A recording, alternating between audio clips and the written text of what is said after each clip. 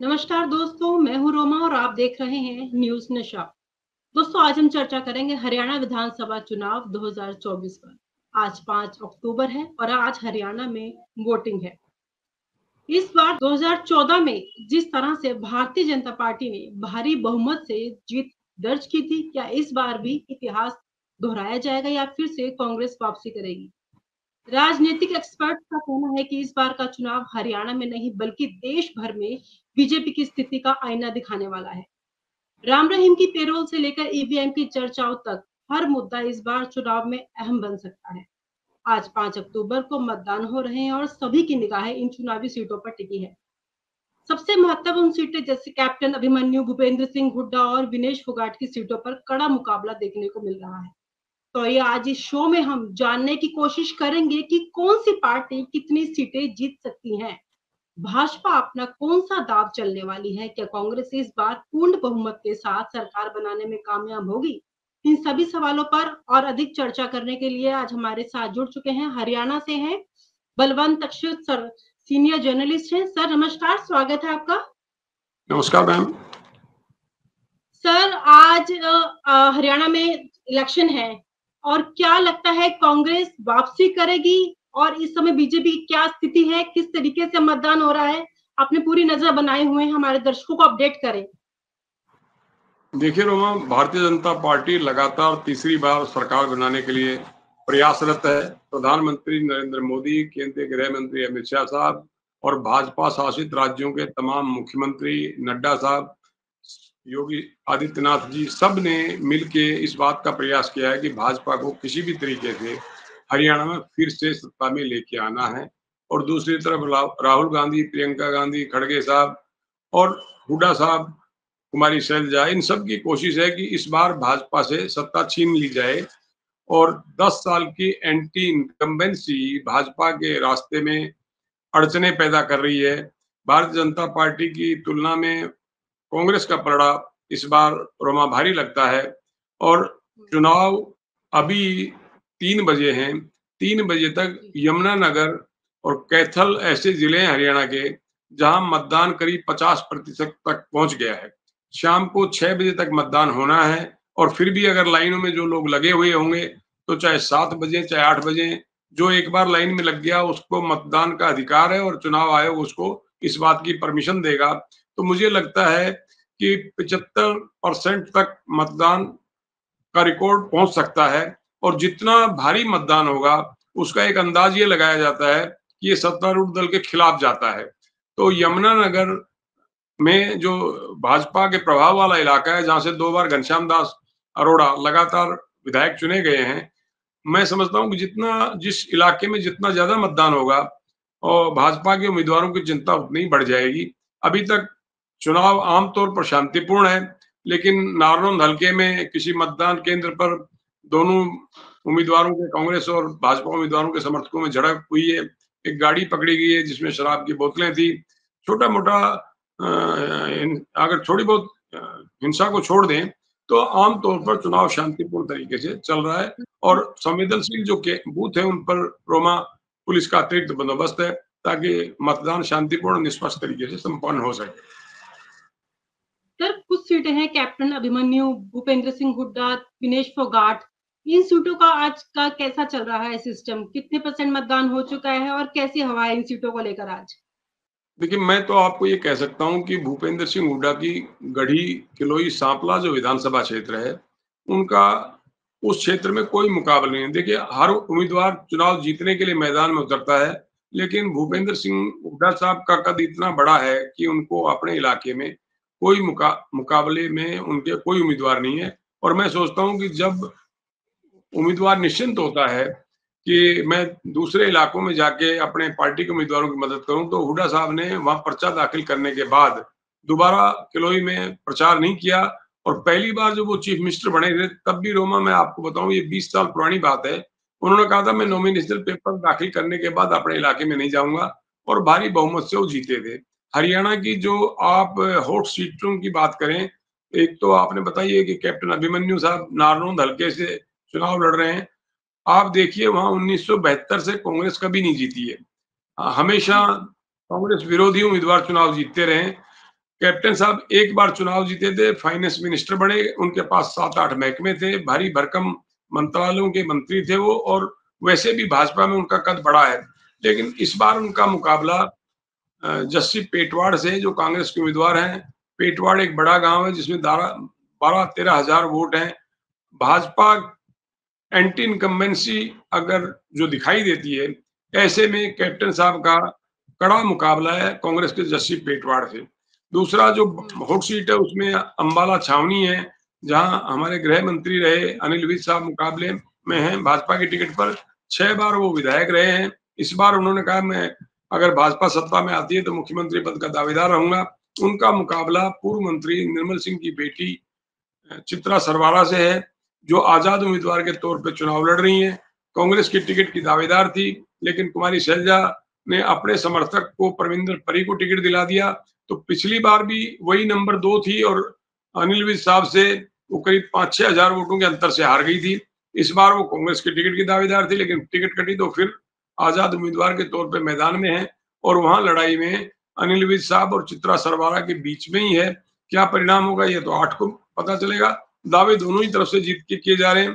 तीसरी जो hot seat है वो एलनाबाद है, जहां इंडियन नेशनल लोकदल के जो प्रधान महासचिव हैं अभय सिंह चौटाला, जो सिटिंग एमएलए थे, वो मैदान में हैं।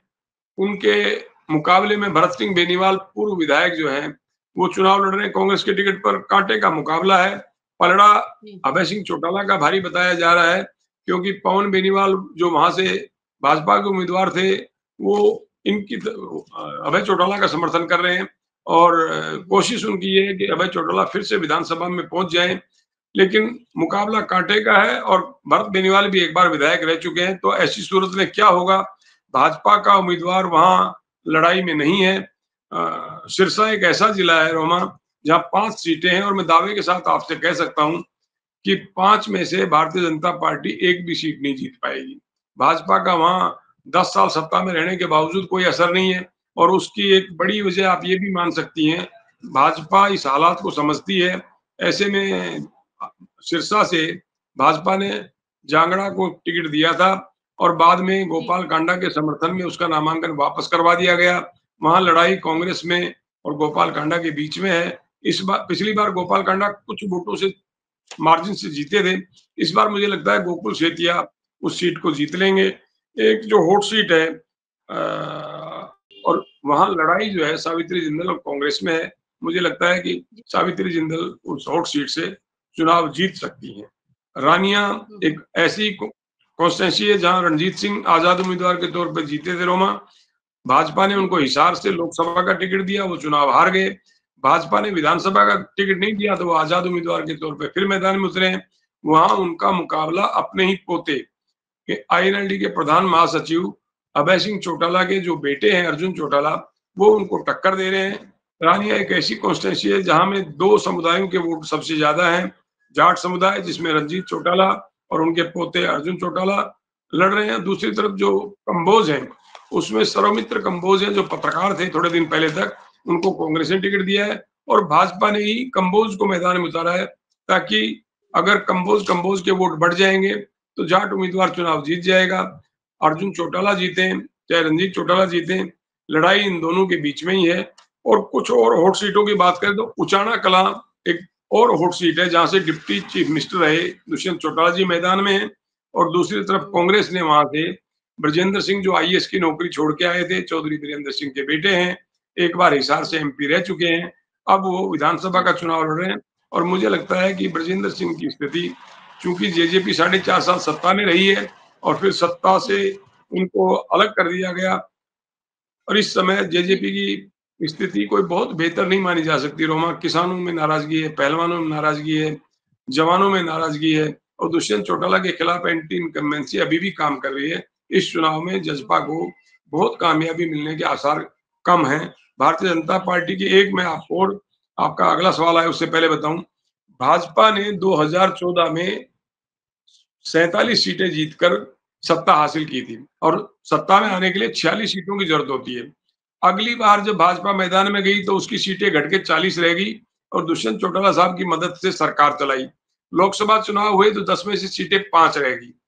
आप देखिए भाजपा सत्ता में आने के बाद से लगातार नीचे आ रही है और इस विधानसभा चुनाव में उनको 10 साल की एंटी इनकम्बेंसी झेलनी पड़ रही है। ऐसी भाजपा को कांग्रेस के मुकाबले ज्यादा कामयाबी मिलने की उम्मीद नहीं है। कांग्रेस सरकार बना सकती है, ऐसा मेरा मानना है। सर पिछले विधानसभा चुनाव और अगर अब विधानसभा चुनाव की बात की जाए, दोनों में क्या फर्क दिख रहा है इस बार आपको? पिछले और मौजूदा विधानसभा चुनाव का अंतर तो आप रोमा जी हरियाणा पर नजर रखती है तो आप खुद अंदाज लगाएंगी कि पहली बार में खट्टर साहब मुख्यमंत्री बने और भारतीय जनता पार्टी ने उनको दोबारा मुख्यमंत्री बनाया, ये सोच के कि शहरी मतदाताओं पर, पंजाबी मतदाताओं पर, पिछड़े वर्ग के मतदाताओं पर कुछ इस तरह का असर होगा कि तीसरी बार भी सरकार बन सकती है। खट्टर साहब से जब बजट पेश किया गया तो उनसे पूछा था कि क्या आप तीसरी बार मुख्यमंत्री बनेंगे? तो उनका ये कहना था कि देखिए फैसला तो जनता को करना है, लेकिन ज़्यादा से ज़्यादा मैं कितना रह सकता हूँ? मैं एक बार और मुख्यमंत्री रह सकता हूँ। और तीसरी बार बनने की उनकी ख्वाहिश जो थी वो दूसरी बार भी अपना कार्यकाल पूरा नहीं कर पाए। भाजपा आलाकमान के पास जो रिपोर्ट गई वो यही थी रोमा कि लोकसभा चुनाव में खट्टर साहब के रहते हुए भाजपा को नुकसान हो सकता है। चुनावों से पहले उनको हटा के नायब सिंह सैनी साहब को मुख्यमंत्री बनाया गया। नायब सिंह सैनी ठीक से अपनी कुर्सी पर अभी तक जम नहीं पाए क्योंकि वो स्टेट के दौरे करते रहे, एंटी इनकम्बेंसी को खत्म करने की कोशिश करते रहे और भाजपा ने खट्टर साहब को पर्दे के पीछे छुपा लिया। ना उनके पोस्टर लगे कहीं, ना उनको प्रधानमंत्री के साथ मंच पर आने दिया गया, ना चुनावी सभाओं में उनके कार्यकाल का या उनके नाम का जिक्र हुआ।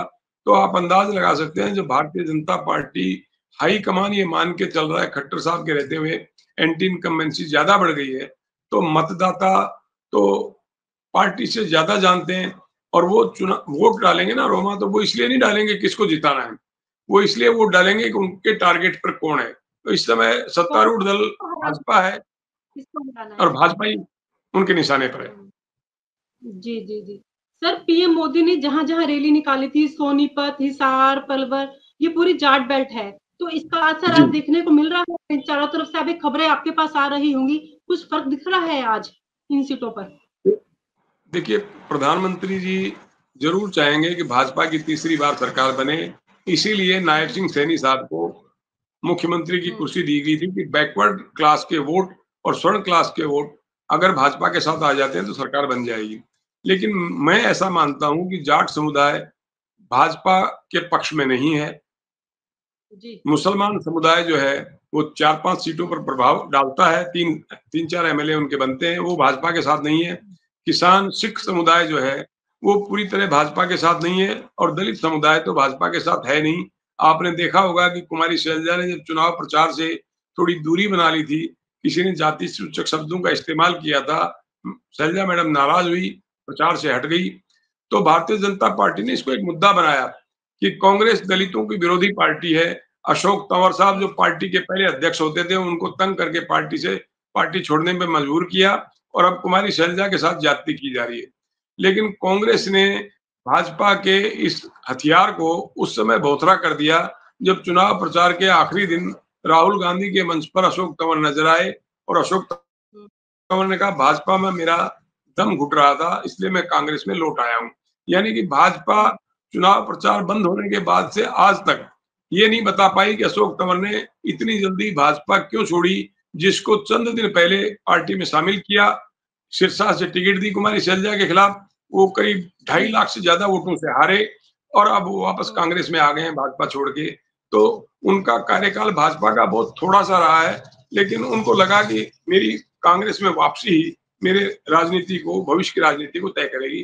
तो भाजपा के पास एक मुद्दा था चुनाव में कांग्रेस के खिलाफ, वो मुद्दा खत्म हो गया और वो मुद्दा चला इसलिए नहीं कि कुमारी शैलजा की जो नाराजगी थी, पार्टी ने तो उनसे कहा ही कि आप पार्टी के लिए काम मदद कीजिए उम्मीदवारों की, लेकिन साथ ही ये भी रहा कि 10 साल की एंटी इनकम्बेंसी में जाट समुदाय तो मैक्सिमम हुड्डा साहब के साथ है और दलित समुदाय भी पिछले 10 साल से देख रहा था कि उनकी उपेक्षा हो रही है लगातार, तो उन्होंने भी कांग्रेस को मन बढ़ाया हुआ था वोट देने का। ये आज नहीं रोमा मन बढ़ा है, चुनाव से पहले ही लोगों का मन था कि एक बार इलेक्शन की घोषणा होगी तो हम भाजपा ने जो हमारे साथ किया वैसा ही हम भाजपा के साथ करेंगे। सर, एक खबर आ रही है कि अचानक बीजेपी ने सावित्री जिंदल को पार्टी से निकाल दिया है। इसमें कितनी सच्चाई है? और अभी उनके देखिए, अमित ग्रोवर और चीजों पर भी एक्शन लिए जाएंगे, इसके बारे में थोड़ा आप गाइड करें। नहीं, वो देखिए, सावित्री जिंदल बड़ा चेहरा है, उनको कोई फ़र्क नहीं पड़ता कि वो कांग्रेस में या बीजेपी में। और आम तौर पर जब अधिकृत प्रत्याशी के खिलाफ कोई मैदान में उतरता है, तो उनके खिलाफ 6 साल पार्टी से निकालने की कार्रवाई होती है और हर चुनाव में होती है इस तरह की। लेकिन अगर भारतीय जनता पार्टी को सावित्री जिंदल की ज़रूरत पड़ती है सरकार बनाने के लिए, तो चाहे निर्दलीय विधायक बनती हों, तुरंत भाजपा उनको अपनी तरफ बुला लेगी। और सावित्री जिंदल के पास एक बहुत बेहतरीन मौका इस बात का है कि अगर कांग्रेस की भी सरकार बनती है, तो उनको कांग्रेस का समर्थन करने में इसलिए दिक्कत नहीं है कि वो पहले भी हुड्डा साहब की सरकार में 10 साल मंत्री रह चुकी हैं। इंडिपेंडेंट विधायक वहीं जाता है जिसकी सरकार बनती है। तो जो भी आजाद विधायक हरियाणा में जीतेंगे, भाजपा की सरकार बनी तो उनके साथ चले जाएंगे, कांग्रेस की सरकार बनेगी तो उनके पास चले जाएंगे। इसलिए पार्टी से निकालने और ना निकालने से कोई फर्क नहीं पड़ने वाला चुनाव में। हर बार कांग्रेस पार्टी ना ईवीएम के मुद्दे उठाती है, तो इस बार कुछ ईवीएम पर एक्शन लेने वाली है क्या? चुनाव पूरी जीतने की तैयारी है कांग्रेस की, क्योंकि हर बार ये मुद्दा रहता है ईवीएम का। ईवीएम की चर्चा नहीं हुई इस बार, किसी ने भी नहीं की। नहीं, वो मैं ये कहता हूँ कि अब वापस लौटना बैलेट पेपर तो मुश्किल है। चुनाव तो ईवीएम से होंगे। इलेक्शन कमीशन ने कई बार कहा कि कोई गड़बड़ नहीं होती है। कांग्रेस ने आरोप लगाए और जो दूसरी पार्टियों के उम्मीदवार हैं या नेता हैं, वो भी आरोप लगाते रहे।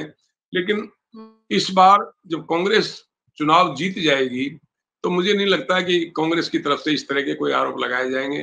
भारतीय जनता पार्टी 2 बार से सत्ता में आ रही है, इसलिए वो ईवीएम को जायज़ ठहराएगी और चुनाव होने के बाद कांग्रेस शक तो ज़ाहिर करेगी, लेकिन उस ढंग से भाजपा पर या चुनाव आयोग पर हमले नहीं करेगी, जैसे पहले करती रही है। सर, मेरा लास्ट सवाल आपसे ये है, तीनों पार्टियों की अब कितनी सीटें आने की उम्मीद है? ये अंतिम सवाल है आपसे। बीजेपी, तीनों पार्टियां कांग्रेस का और आप। सीधा ही मुकाबला है कांग्रेस और भाजपा में रोमा। तीसरी पार्टी चुनाव लड़ जरूर रही है। बसपा और इनेलो का समझौता होके उम्मीदवार मैदान में है। जजपा और आजाद समाज पार्टी का समझौता होके मैदान में है और आम आदमी पार्टी सभी 90 सीटों पर पहली बार हरियाणा में लड़ रही है। तो मेरा आपको ये कहना है कि आम आदमी पार्टी की शायद ही कोई सीट आए। जननायक जनता पार्टी को भी इस बार, पिछली बार 10 सीटें आई थी, इस बार शायद कोई सीट आए। इनेलो की कुछ सीटें आएंगी बसपा के साथ तालमेल से। बाकी 60 या 60 से ऊपर कुछ सीटें कांग्रेस की आएंगी, बाकी बची हुई सीटें बीजेपी की हैं। और जो खुफिया रिपोर्ट है, जो सरकार में जो अधिकारी जो कुछ इस काम में देखते हैं कि क्या हो रहा है, उनका भी ऐसा मानना है कि भारतीय जनता पार्टी 22 सीटें जीत सकती है। तो जब चुनाव में एक तरह की ये चर्चाएं चल पड़ती हैं कि फला पार्टी सरकार में नहीं आ रही है, बहुमत नहीं मिल रहा है, तो जो बॉर्डर पर बैठे हुए मतदाता होते हैं, जिनको ये लगता है कि यार ये सरकार नहीं आ रही है, तो वो फिर दूसरी पार्टी की तरफ झुक जाते हैं। वो कहते हैं हमें अपना वोट खराब नहीं करना है और उससे कुछ सीटें और बढ़ जाती हैं। जिस पार्टी की हवा होती है, एक बार जब मन बन जाता है लोगों का, तो उसकी सीटें बढ़ने की अनुमान है और जिस पार्टी की सरकार नहीं बन रही होती, उसकी सीटें और घट जाती हैं। तो मैं मानता हूँ कि कांग्रेस कंफर्टेबल मेजॉरिटी के साथ सरकार बनाती हुई नजर आ रही है। चलिए, बहुत अच्छी बात है। अब तो शाम 6 बजे तक तो वोटिंग चलेगी और इसी के बारे में आपसे शाम को फिर से एक बार हम जुड़ेंगे, अगर आपके पास समय होगा, और इसी मुद्दे पर चर्चा करेंगे कितने % वोटिंग हो चुकी है और क्या रिस्पॉन्स रहा हरियाणा का आज। फिलहाल के लिए आपका बहुत बहुत शुक्रिया सर, अपना कीमती वक्त दिया। नमस्कार। और आप हमसे जुड़े रहने के लिए सब्सक्राइब करें YouTube पर, फॉलो करें Twitter पर और लाइक करें Facebook पर। और ज्यादा जानकारी के लिए आपको टाइप करना होगा सिर्फ न्यूज़ नशा।